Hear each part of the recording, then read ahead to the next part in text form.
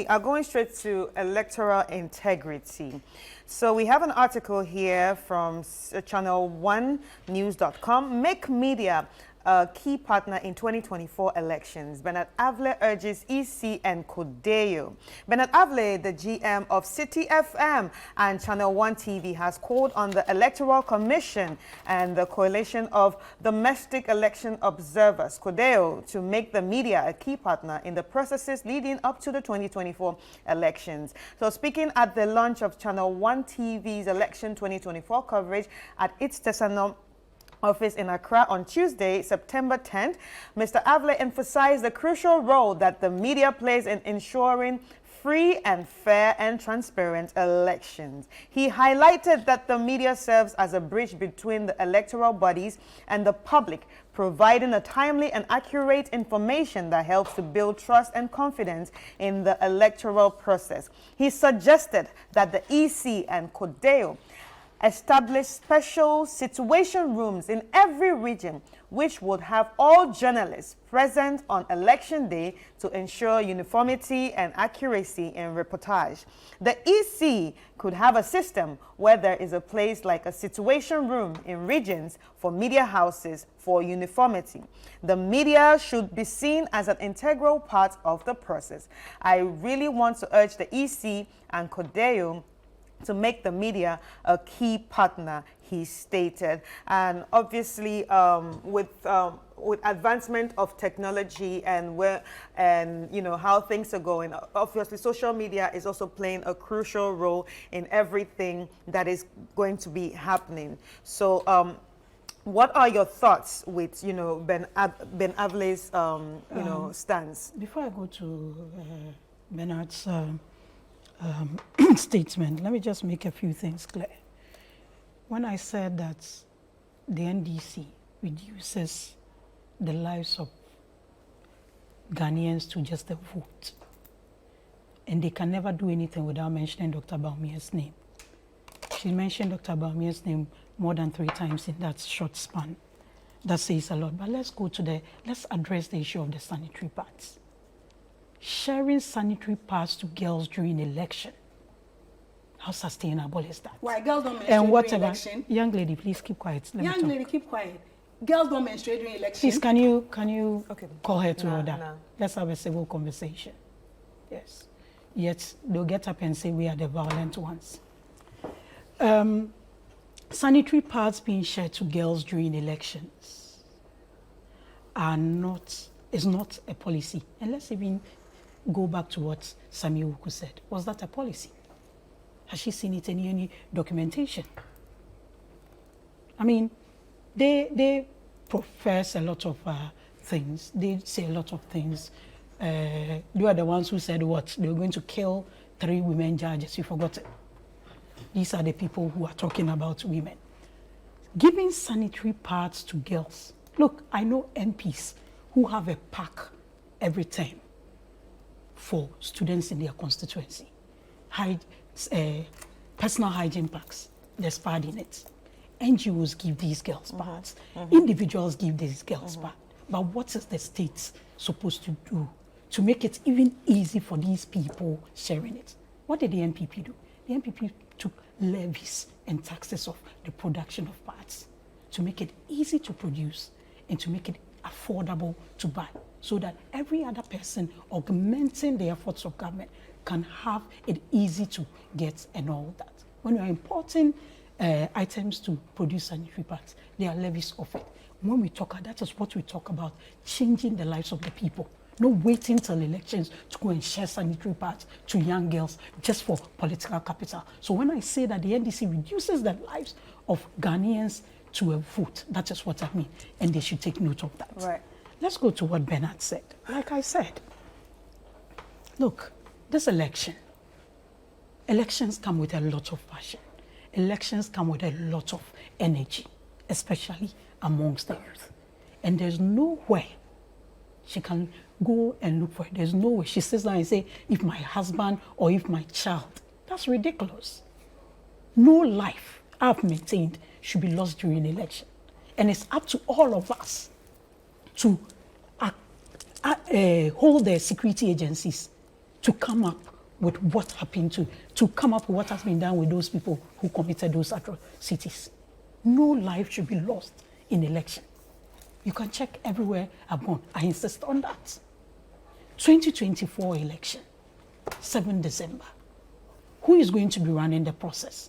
Is the EC. Who is going to be in charge of the security? Is the police, because they are in charge of our internal security. But they draw in other security agencies and allot them to places based on the risk levels. We need to all commit to it. And then everything comes to what the fourth estate of the realm reports. Are we going to report based on what we want to see, based on what the eyeballs we need, or we are going to report on the issues and alert on the issues? You've done well when it comes to these issues. Yeah. You get it. But there's more room for improvement. We are all doing this collectively. If there's no political party, there's no election. Right. If there's no EC, there's no referee. If there's no insecurity, people will not feel safe to go to the polling centers to go and vote. So it's a collective. Right. So yeah, what are your thoughts on what he said about, EC and CODEO actually establishing situation rooms in every region? I think it's fair.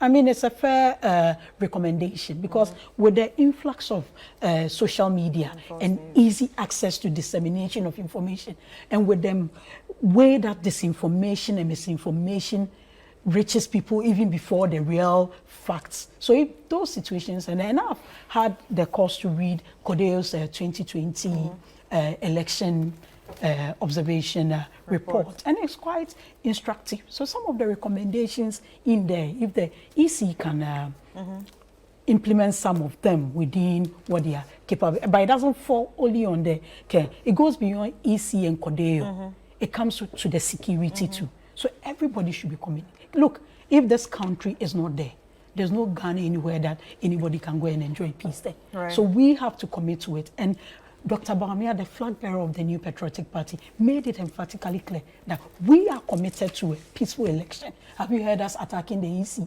No. But they do it every day, from the top to bottom.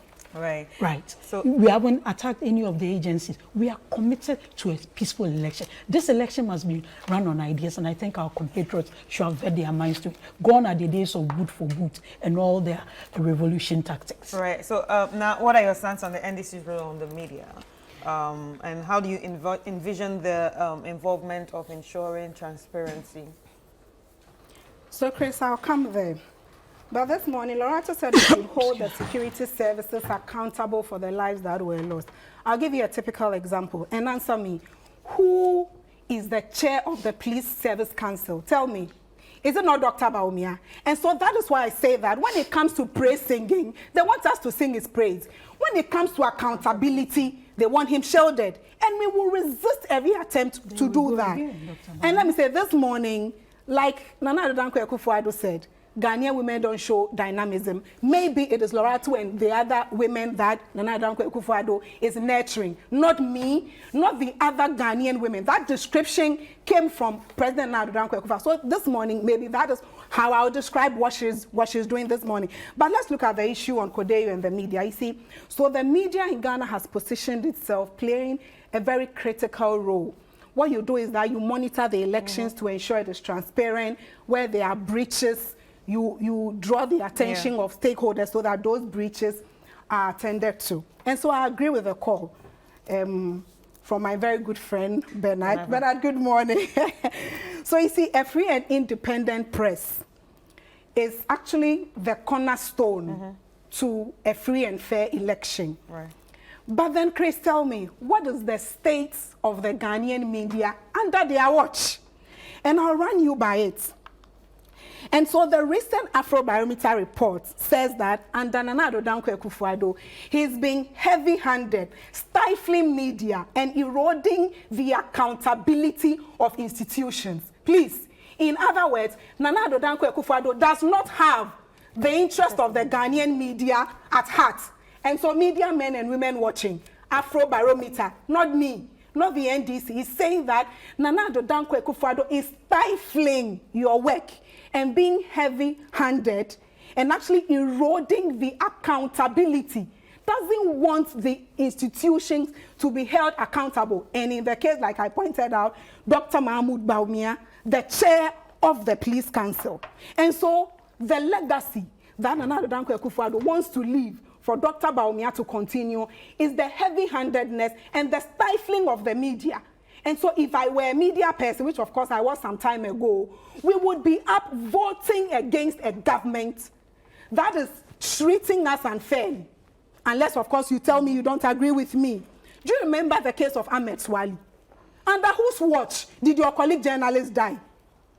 And didn't we hear from their own Kennedy Akompre Japan that the police council led by Dr. Mahmoud Bawumia knows the killers of Ahmed Swali? Didn't you hear? And today we are here talking about how the media can support in free and fair election, how they can do their work devoid of any interference. Haven't we heard that they know the killers of Ahmed Swali? Your own colleague Caleb Kuda, what has he suffered under this administration?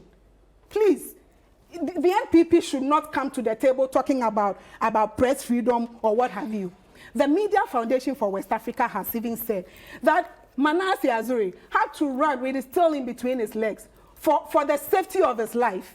In the recent Galamsey exposés that we are hearing, haven't you also heard reports that your own colleague Erastus Asari is receiving death threats from them? You have not heard, and today they are at the table. Please, please, they don't have a place at the table when we are talking about press freedom, when we are talking about the role of the press. I've painted to you the picture of what their administration, Nana Addo Dankwa Akufo-Addo and Dr. Bawumia, has done to your work. I mentioned your own colleague, Caleb Kuda. And so please come with me to page 53, and I'll read that briefly and end my submission of our manifesto on how we intend to make your work better. And then, see, I have a copy of their manifesto here. There is no mention of how to ensure that you get to work and work in peace without interference, without intimidation, without harassment. What we are saying on page 3, and it is titled Restoring Good Governance and Fighting Corruption, is that we will repeal all anti-press freedom laws. We will reverse the current climate of fear, like stated in the Afrobarometer, like stated by the Media Foundation for West Africa, and the current climate of intimidation and harassment of you, yourself, Chris, and your colleagues. And we will broaden the frontiers of media freedom for development. We have done it before, and we will do it again. I rest my case. Chris. Lawratu, what are your thoughts? Like what I said, you see, I always say that the NDC has no alternatives and it's just full of propaganda and doesn't even follow what is happening in this country. You know, it's like, it's all about votes for them. It's all about they listening to themselves. They don't understand, they don't even know what is happening in this country. Look, it's very sad that they talk about violence and asking for accountability. You remember, and it's sad to go back to some of these things, but sometimes it helps to jog their memory. You remember the 7 people that were injured and 2 died during the Let My Vote Count thing. People were beaten with whips. One guy lost his eye. He even died subsequently. What did they say about it? He who comes to equity must come with clean hands. And that's why we say the opposition NDC is just an empty alternative. No substance, it's just propaganda. Talking about what they are going to do, I thought she would have said what they did and what they are going to add on. But unfortunately, they've never had the first time that... But she talked about what they will add on. What they are going to do. The first time that can you call her to order? Let's have a civil conversation. Let's have a civil conversation, please. It's early in the morning. Let's give some respect to our audience. If they are not aware or they don't know, when they want to seek accountability, this is no way trying to play politics with people's lives. Nobody should lose their lives in the process of having elections, but they can't relate to that. For the first time in this country, journalists were put in a truck, a tipper truck, to cover Independence Day celebration. That is the NDC for you when it comes to journalists. Was Fadi Dabosi, what? Wasn't he a journalist when they arrested him? I mean, come on. It's petty to do these things. Let's talk about how we can advance the welfare of the state, for the state of the realm. If they are not aware, correct me if I'm wrong, there's a coordinated mechanism on the safety of journalists.